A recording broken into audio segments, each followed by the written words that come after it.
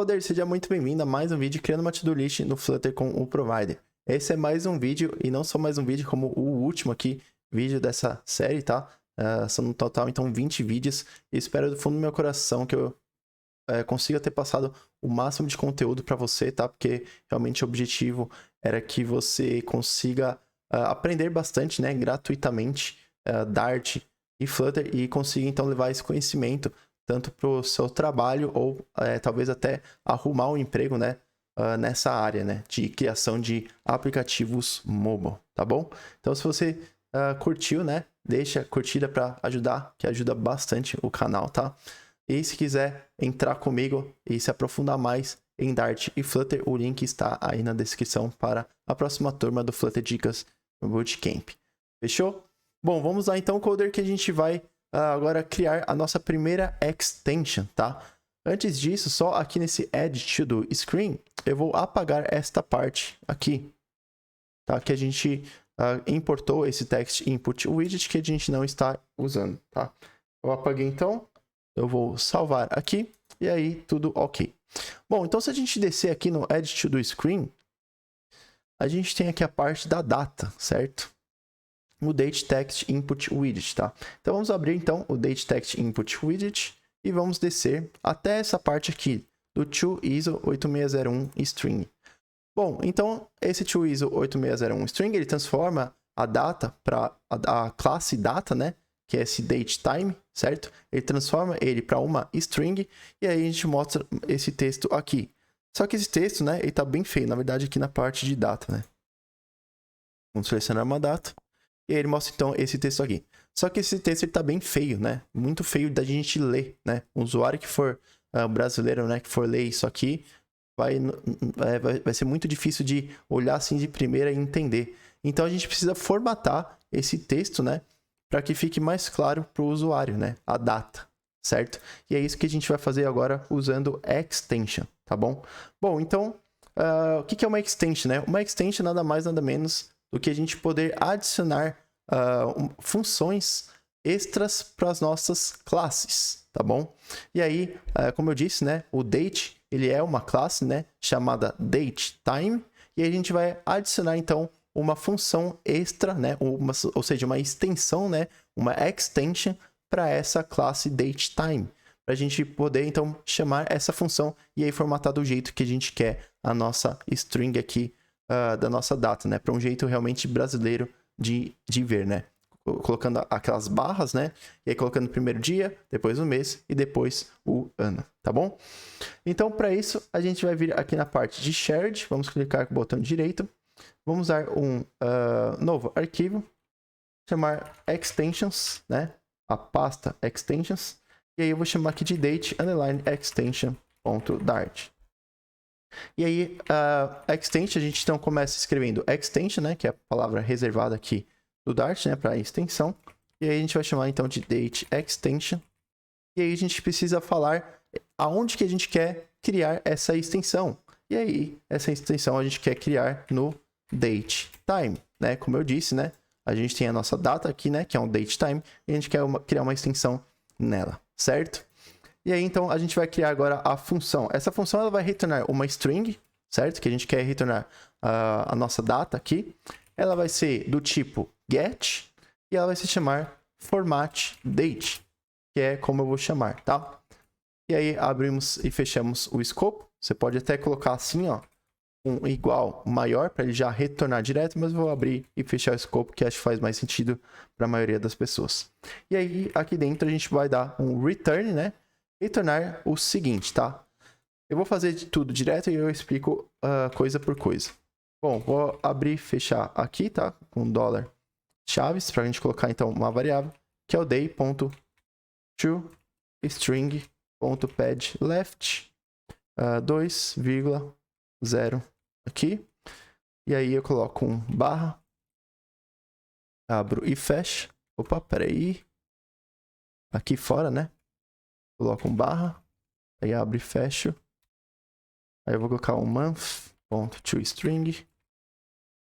Em vez de colocar tudo aqui direto, eu vou fazer uma coisa melhor aqui, só para não ficar tão confuso. Vou dar um Ctrl X nisso aqui.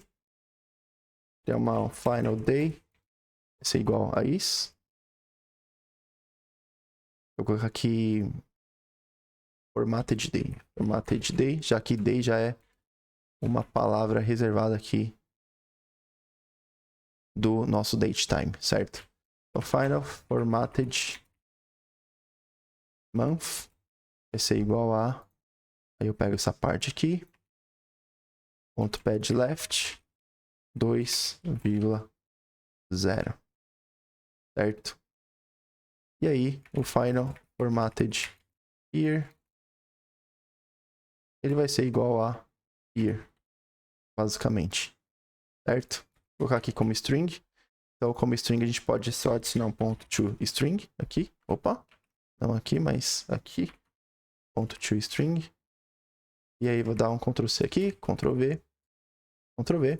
E a gente passa tudo para cá. Formatted day. Ctrl+V, formatted month. Ctrl+V. E formatted year. Faltou o dólar aqui. Ctrl+V. Legal? Bom, então terminamos. Bom, vamos lá. O que eu estou fazendo aqui, né? Então a gente criou uma variável chamada formatted day. E aí a gente pegou o day. O que é esse day? O day, ele é um int, né? Um inteiro aqui do nosso datetime, né? Como eu coloquei esse onDateTime, todas as funções e parâmetros do nosso datetime vai estar disponível aqui para a gente usar, tá? Então a gente não precisa chamar, por exemplo, datetime.day, tá? A gente chama direto o day aqui que já está disponível para a gente, todos os parâmetros e funções aqui do nosso datetime, certo? Então o day, o month e o year, eles são todos do datetime. E aí então a gente está pegando o dia, né, da nossa datetime, né, da nossa instância, né, que foi criada, que aqui, por exemplo, nesse caso seria o 16. E aí a gente então transforma ela para uma string, certo? Que a gente vai retornar então uma string aqui, já que ele é um número inteiro, tá? Tanto o day quanto o month e quanto o year, certo? São inteiros, a gente tem que transformar para string, por isso que a gente faz o toString aqui. E aí esse pad left é o seguinte: se a gente tiver um número menor que 10, por exemplo, o 8 aqui, né? Que é o mês de agosto, né? Ele é menor que 10. E aí, para a gente não deixar ele só como um 8, a gente precisa adicionar um 0 aqui do lado dele, né? Para ficar 0,8 e fica formatado, fica mais bonito de ver, né? E aí a gente adiciona esse pad left com 2 e aí a gente coloca um 0, tá? Então ele vai esticar se na segunda casa aqui ele tem 2 dígitos. Se não tiver, ele vai adicionar esse 0 aqui como uma string, tá? Então é basicamente isso que ele está fazendo, tanto para o dia quanto para o mês, tá bom? Então aqui, no caso, né, que ele é o dia 16, o mês 8 e o ano 2023, ficaria aqui o formato de day 16, né, como uma string, né? Vou até colocar aqui, ó. Ficaria 16. Vou colocar aqui em cima, ó. Para a data 2023-8. Não, o 8 ficaria assim, né? 8 assim e 16 assim. Então, para essa data, esse aqui ficaria 16. Esse aqui ficaria 08. E esse aqui ficaria 2023. Certo? Que é o nosso ano. Year. Year é ano em inglês. E aí, aqui eu estou colocando todas as nossas variáveis, né? Colocando esse dólar, né? Aqui dentro, porque dentro de uma string, para a gente avisar que é uma variável, a gente precisa adicionar esse dólar na frente, tá? Então a gente coloca o dólar e aí o formato é de day. Então temos aqui em cima aqui, ó, ficaria dia 23, né? 16, né? Na verdade, 16. E aí aqui a barra, né? Então vou colocar aqui barra de novo.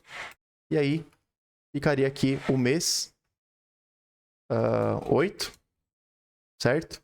E aí a barra aqui de novo. E aí o ano 2023, tá? E aí então ficaria 16/08/2023 formatado certinho como a gente quer. Então podemos salvar isso aqui. E agora então vamos usar esse date extension. E como que a gente faz para usar esse date extension? Vamos dar um Ctrl+C aqui no nome dele, né? Dessa função que é o format date. Não no date extension. Você pode também importar, né? Usando o date extension. Mas se a gente colocar depois o datetime, o format date, já direto, ele já vai identificar e a gente consegue já importar direto essa extensão aqui, tá? Então vamos voltar agora para o nosso Date Text Input Widget. E agora aqui, então no toISO8601 string, vamos apagar e dar um Ctrl V aqui, Format Date. Vamos clicar na lâmpada e importar então o nosso Date Extension que a gente criou. Importada, podemos salvar. Vamos só voltar aqui, adicionar uma data aqui, dia 17. E aí então temos aqui 17/8/2023, muito mais fácil, né, da gente conseguir ler, tá bom? Então tá formatado aqui, agora falta formatar aqui, certo? Vamos então abrir a nossa lista de to-dos screen. Vamos entrar dentro do to-do date widget e para definição. E aí temos aqui então o toISO8601 string também. Vamos dar um format date. Já dei o enter e ele importou aqui para mim o date extensions. Vamos salvar e aí então formatou aqui já pra gente. Então temos dia 20/8/2023, 25/8/2023 e 19/10/2023. Legal? Bom, então eu espero que tenha ficado claro como que a gente usa a extension, tá? A última coisa agora, antes da gente finalizar essa playlist, eu queria mostrar como que funciona o fluxo aqui de adicionar, né, uma to-do. Então eu vou criar aqui, ó, tarefa 4. Essa é a tarefa 4. A data 30 de agosto. Então vamos abrir agora, antes de a gente clicar em adicionar tarefa, vamos abrir o nosso Add To Do Screen e entrar dentro dessa função Add To Do, que será invocada ao clicar em adicionar To Do. Vamos até ela. E aí, então, a primeira coisa que a gente vai fazer é validar o nosso form, tá? Se eu apagar aqui o título, que ele é required, e clicar em adicionar tarefa, veja que ele deu o problema aqui. Você precisa adicionar um título, tá? E aí, então, é a primeira coisa que a gente faz. A gente valida o nosso formulário para ver se está tudo ok.